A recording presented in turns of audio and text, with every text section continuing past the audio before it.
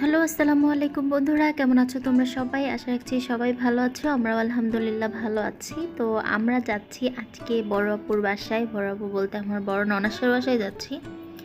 তো এখানে আমি, সাইফা, আমার ছোট বোন প্লাস হচ্ছে আমার ছোট ননদ, আমরা এই চারজন মূলত এখন আপুর বাসায় চলে যাব। কারণ ইদানিং যাবৎ সাইফার তার বড় ফুপির জন্য খুবই মন কেমন করছে। তো কিছুদিন আগে আপু আমাদের বাসায় এসেছিল, এরপর থেকে সাইফার শুরু হয় কান্না। তো প্রতিদিন স্কুল থেকে এসেই তার একটাই আবদার, আম্মু চলো বড় ফুপিদের বাসায় যাই। তো প্রায় মাঝে মাঝে ভিডিও কলে কথা বলিয়ে দেই, তারপরেও সে একদম কাছে থেকে তার বড় ফুপিকে আদর করতে চাচ্ছিল। শুধুমাত্র এই জন্য তাকে নিয়ে আমরা সবাই মিলে এখন রওনা হয়ে গেলাম। আর যাওয়ার মূলত এই একটাই কারণ। আর হচ্ছে সাইফার মাঝে মাঝে দেখা যায় যে সারাদিন যেহেতু বাসায় থাকে, তো ওর একঘেয়েমি কাটাতে দূর করতে মাঝে মাঝে আমি যখন আমার বাবার বাড়িতে যাই তখন তো ওকে নিয়েই যাওয়া হয়। ওকে তো আর রেখে যাই না। তবে বাচ্চার একমাত্র যাওয়ার জায়গা হচ্ছে নানা বাসা আর হচ্ছে ফুপির বাসা। সো এই দুইটা বাসা ছাড়া ও আর কই যাবে বলেন? তো এই জন্য হচ্ছে ওকে নিয়ে একটু বের হওয়া। আর আজকে আপনাদেরকে হাজি ক্যাম্পটা একটু দেখিয়ে দিচ্ছি। দেখুন, যেহেতু হজের মৌসুম চলছে, হাজিরা আসছে, এই জন্য হাজি ক্যাম্প খুব সুন্দর করে সাজানো হচ্ছে। তবে হাজি ক্যাম্পের সাজানো লুকটা রাতের বেলা দেখা যায়, যখন আমরা রাত 12টা বা 1টার দিকে বের হই। রোডে তেমন কোনো মানুষ থাকে না, বাসা থেকে একটু হেঁটেই কিন্তু হাজি ক্যাম্পের সামনে চলে আসা যায়। তো ওখানে এসে আমরা একটু লাইটিংটা দেখি, খুব সুন্দর লাগে রাতের বেলা দেখতে। তো আমি যতটুকু ক্যামেরায় পেরেছি আপনাদের সাথেও একটু শেয়ার করে দিলাম। আর এখন যেহেতু প্রচণ্ড রোদ, সো আমরা অনেক গরম লাগছিল, বাট কি করার, আমাদের বাসা থেকে কিন্তু আপুর বাসা খুব বেশি দূর না। আমাদের বাসা থেকে বড়পুর বাসায় যেতে সময় লাগে ম্যাক্সিমাম 15 মিনিটের মতো। তবে জ্যামের কারণে আমাদের আসলে প্রায় 20-25 মিনিট লেগে গেছে। কারণ এত পরিমাণ জ্যাম ছিল আজকে, মানে জ্যাম ঠেলে সামনে এগোতেই পারছিলাম না। আর গাড়িতে বসে থেকে খুবই বোরিং লাগছিল। এই বোরিংনেসটা কাটাতে আমি সবসময় যেটা করি, একটু মিউজিক শুনি। কারণ আমার কিন্তু মিউজিকের প্রতি একটা দুর্বলতা আছে। সেটা একদম ছোট্টবেলা থেকে এই দুর্বলতা আমার মধ্যেই আছে। অন্য কোনো ভাই বোনের মধ্যে তেমন একটা নাই। তবে আমি জানি না কেন আমার এই মিউজিক এত পছন্দ। ইভেন আমার মেয়েটাও হয়েছে আমার মতো, ও কিন্তু মিউজিক শুনতে খুবই ভালোবাসে। তো যাই হোক, এই তো আমরা চলে আসছি আপুর বাসায়। এসেই আমরা প্রথমে খাওয়া দাওয়া করে নিয়েছি ঝটপট, এই জন্য তোমাদের সাথে আর ফুটেজ নেওয়া যায়নি, শেয়ার করতে পারিনি। তো তারপর আমরা এখন রেস্ট নিচ্ছিলাম, মুভি দেখছিলাম, তারপর কিছু সিরিজ দেখছিলাম। তো একদম সন্ধ্যার সময় এখানে দুলাভাই আমাদের জন্য পিৎজা নিয়ে আসলো। সাইফার তো পিৎজা অনেক বেশি পছন্দ, ইভেন আমারও খুব পছন্দ। যাই হোক, আমাদের জন্য এই পিৎজাটা নিয়ে আসা হয়েছে। আর পিৎজাটা সত্যি খুবই ইয়ামি ছিল। তো এইটার ভেতর চিজের পরিমাণ একটু বেশি থাকায় আসলে বেশি মজা লেগেছে, যেহেতু সসেজটা আমার কাছেও ভালো লাগে, বেবিও পছন্দ করে। দ্যাটস ওয়াই পিৎজাটা অনেক মজা ছিল। তো যাই হোক, এখন তোমাদের সাথে পিৎজা খাওয়াটা শেয়ার করছি। কেউ আবার লোভ লাগিও না, কারণ এমনিতেই আমার কয়দিন যাবৎ পেট ব্যথা চলতেছে, জানি না কী জন্য।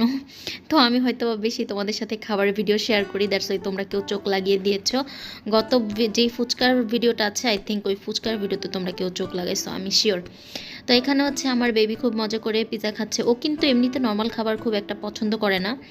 এমনিতে র্যান্ডামলি যেসব খাবারগুলো বাসায় রান্না করা হয় ওগুলো একদম দুই চোখে দেখতে পারে না। তবে ফাস্ট ফুড বা বাইরের যেসব খাবারগুলো, জাঙ্ক ফুড, এগুলো আমার বেবি খুবই পছন্দ করে। আর এগুলো মজা নিয়ে খায়, যদিও এগুলোর একদম ডক্টরই নিষেধ করে দিয়েছে। সো কি আর করা, এখন বসে বসে আমরা আইসক্রিম খাচ্ছি, তারপর লুডো খেলেছি, তারপর আবারও 2-3টা মুভি দেখেছি। কি করব আর, বসে বসে আমরা শুধু মুভি দেখি, গল্প করি আমার ভাগ্নিদের সাথে। ওদের সাথে বসে বসে সময় কাটাচ্ছিলাম, আর সাথে সাথে আইসক্রিমটাও খাওয়াচ্ছিলাম। তবে প্লিজ তোমরা কেউ আইসক্রিমটাতে আবার লোভ লাগিও না, আমার এমনিতেই পেট ব্যথা, এই জন্যই বলছি যে প্লিজ কেউ আইসক্রিমে লোভ লাগিও না। তো এর পরের দিন চলে যাচ্ছে ভিডিওটা। আমরা রাতের বেলা খাওয়া দাওয়া করে ঘুমিয়ে গিয়েছিলাম, অ্যান্ড পরের দিন সকালবেলা উঠে দেখছিলাম আমার ভাগ্নিরা একটু রূপচর্চা করছে, সাথে আমিও বসে পড়লাম ওদের সাথে প্যাক ট্যাক লাগিয়ে। তো প্যাকটা শুকানোর পর আমরা এখন শাওয়ার নিয়ে নিয়েছি। এসে দেখি আপু আমাদের জন্য রান্নাবান্না করে টেবিল ভরে ফেলেছে। এখানে কাবাব আছে, তারপর সরষে ইলিশ আছে, রুই মাছের টক আছে, আর সাথে গরুর মাংস আলু দিয়ে রান্না, পোলাও, রোস্ট, সাদা ভাত। তো সব কিছু এখানে রেডি করে রাখা। আমি জাস্ট এখন এনে এনে বাকি জিনিসগুলো রাখছিলাম টেবিলে। ওই যে দেখো আমাকে ফকিনির মতো লাগতেছে। গোসল টোসল করে আসার পর জাস্ট টেবিল সেটিংয়ে হেল্প করছিলাম। আর সব কিছু সাজানো হয়ে যাওয়ার পর আমি হচ্ছে একটা ফুটেজ নিয়ে সবাইকে ডাকছিলাম খাওয়ার জন্য। সবার আগে সাইফার পাপা চলে এসেছে, সাইফা তখনও আসেনি। তো আমরা একসাথে বসে এখন খাওয়া দাওয়াটা করে নিব।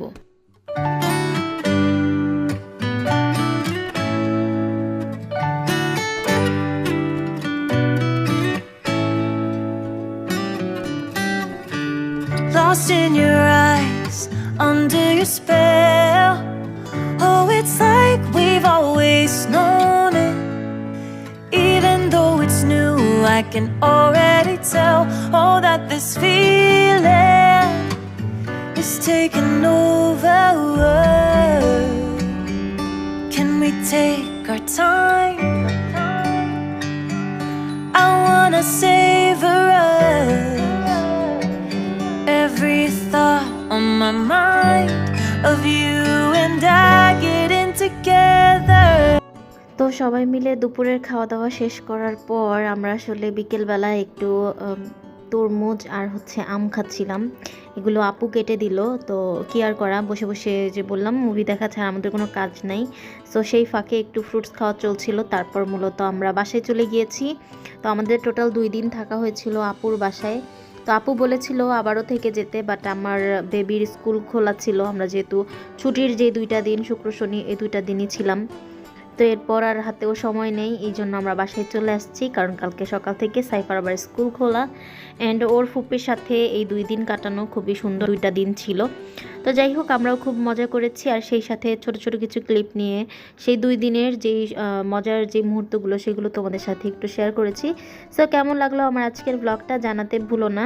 যদি তোমাদের কাছে আজকের ব্লগটা একটু ভালো লেগে থাকে তাহলে ভিডিওটিতে একটা লাইক দিয়ে চ্যানেলটিকে সাবস্ক্রাইব করে আমাদের পাশে থেকো।